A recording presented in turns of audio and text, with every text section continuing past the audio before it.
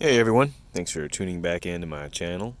This is the rifle I mentioned in my last video about the wind-hand weaponry. I mentioned I have an AK that I wanted to make a video on, and this is that rifle.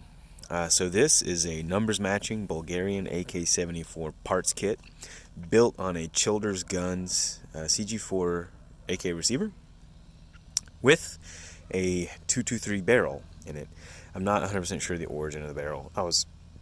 In one place I read it was a nitrided barrel, and then the person I got the gun from told me it was an Arms of America cold hammer forged barrel. I don't really know. I don't really care though. It's a cheap American barrel, can be replaced easily if need be. Anyway, and as you can see, it has Russian laminate AK-74 furniture on it. The handguards, actually, I had them sent directly to me from a guy in Russia. It took about 6 weeks to get here, and they sat in customs for a week. Once it got to the United States, I imagine they were wondering why I'm getting mail from Russia, but they still got mail from Russia, so direct from Russia, AK-74 handguards. The stock is also Russian AK-74. I didn't get that directly from Russia, but it did come from Russia. I was not the original recipient of it, though it did come from Russia. Anyway, so when I got this rifle, I was told, hey, it has ejection problems. Just be aware of that. And it makes sense because the 5.56 case head, the diameter of it, is slightly more narrow than 5.45's case head diameter. So it would stand to reason that the extractor wouldn't put as much tension on a case head that's more narrow than what it was designed for. So I was like, okay, no problem. If I have a problem with it, I can just swap the extractor. I know a guy that makes 5.56 AK-74 extractors, and no big deal. But when I got the gun, I took it to the range, and I had no problems with extraction whatsoever. Actually, I had terrible problems with ejection. No, sorry, with feeding. With feeding. Had terrible failures to feed. Like 2 or 3 a magazine. Specifically with this magazine right here. This is my Tula Plum. Now this has the Pod Arms Generation 1.5 follower. Yeah, Pod Arms Generation 1.5 follower. Now, quick side note about these Pod Arms followers. This is the Generation 1 follower, and that's the front of it. So, as you can see, that's the front. It just snapped off in a mag. I've had 2 of these orange Generation 1 followers. Just the front just snapped right off of it. So, I guess a quick side note, if you have these, I would recommend replacing them with the blue industrial nylon one, and I would just recommend not buying these orange ones. I don't know what he's charging for them. I actually don't know if Pod Arms is even still selling these or not. I think he's only doing the blue ones, and that's good because that one's holding up so far. These orange ones, kind of sucky, but it was his first attempt at it, new product, so I'm not gonna hold that against him. I'm glad that he's doing what he's doing, and I'm glad to see more support for 5.56 in the AK platform. Anyway, back to the gun. Terrible failures to feed, and so I was told the gun was built by Lumen Arms, and so naturally my first instinct was, okay, well, I'll just email Lumen Arms and see if he can kind of give me any suggestions. So what I did was I took a bunch of pictures of the failures to feed, and one failure to feed was so bad that it jammed the actual cartridge, the actual bullet, back into the case and spewed unburnt powder everywhere inside the gun. And after that, I was like, I think I'm done shooting for the day.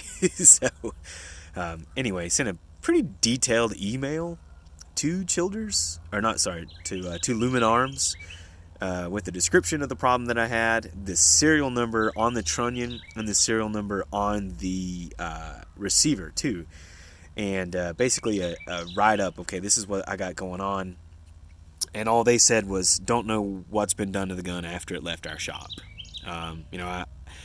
Which I was like, okay, that's, extremely helpful.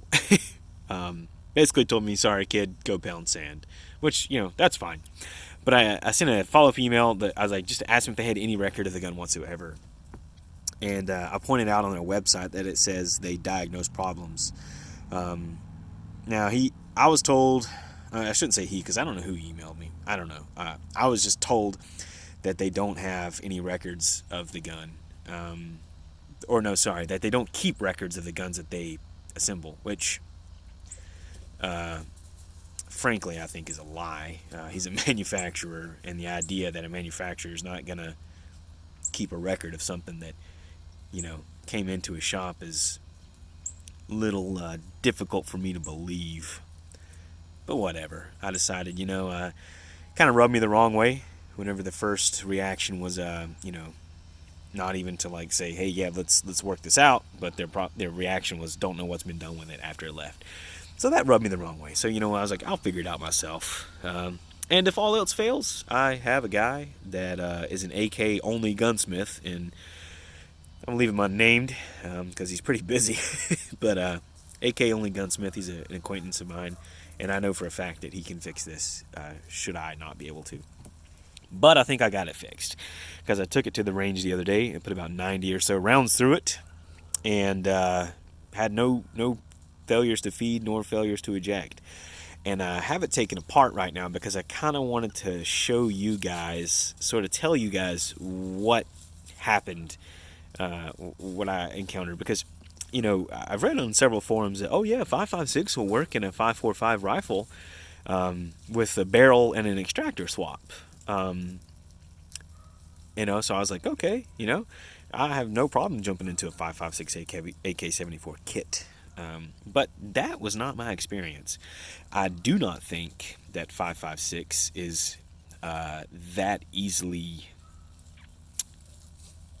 shoehorned into a 5.45 parts kit, if you will. So basically, here on the bolt carrier, you see right here this shiny part. See, this is the bolt here. Obviously, you guys know what that is. And right here, this part right here, this shiny part, is shiny because I had to Dremel it. But basically, you see the front of it right there. Yeah, the front of it right here, where my finger's at, the very tip of it. Before I Dremeled it, it had a flat spot right there. I would say it was probably like, maybe like a 1/16 of an inch. It was not much. It was a very small flat spot right here. Now, what would happen? What was causing my failures to feed was when the bolt carrier would slide forward, that little surface right there, yeah, that little surface right there would hit the back of the 223 cartridge when it fed from this side of the magazine, when it fed from the left side of the magazine. And not every time, but maybe 2 out of 10 times, I guess, the cartridge would come out of the magazine and jam right into the right under the feed ramp right here, right where the magazine locks in, like right there where my finger's at. The cartridge would come forward, so you would have a cartridge being fed into the barrel, and then the little surface on the bolt carrier would catch the back of another cartridge and just jam it in right there, and jam it in with enough force that it's actually destroying the bullet. It's destroying the cartridge, rendering the gun down, obviously, until I remove the magazine, clear it. But this gun had a lot of unburnt powder in it the other day, but I was able to get it all washed. Actually, I think, yeah, that's still some unburnt powder just behind the trunnion there. A little bit of unburnt powder right there, too. But, whatever. Gun's working now, though, after I took a Dremel and just profiled this down right here. So I'm pretty sure the extractor was actually fitted for 5.56, though I was told it wasn't. I think it has been. As you can see, that extractor is going down into the bolt just a little. It's not flush. Like the back of the extractor right here is not flush with the sides of the bolt. And normally on a 5.45 bolt with a 5.45 extractor, they are flush. besides this bolt. I can pop a 5.56 case in there, and it holds on to that 5.56 case with plenty of force. So, yeah, that's just kind of my experience with this gun so far. Like I said, I'm probably maybe at 120 rounds through the gun, with the first 30 rounds being extremely problematic for me. But do plan to keep it, as I really like the slick, AK-74 look, just basic 74, no side rail, just, what you would see the average, like, Russian soldier handed, even today in Ukraine. But, yeah, so far, and to be frank, I kind of enjoy having a project gun, something to tinker with and work on, the challenge, I guess, of getting it running. But, yeah, stay tuned. Definitely want to shoot this gun a little bit more. I may have a side rail put on it, but one thing I'm definitely going to do is have selector stop notches put in the receiver. As you can see, it's slick right now, and that's pretty much every Childers receiver I've ever seen comes that way, with no selector stop notches.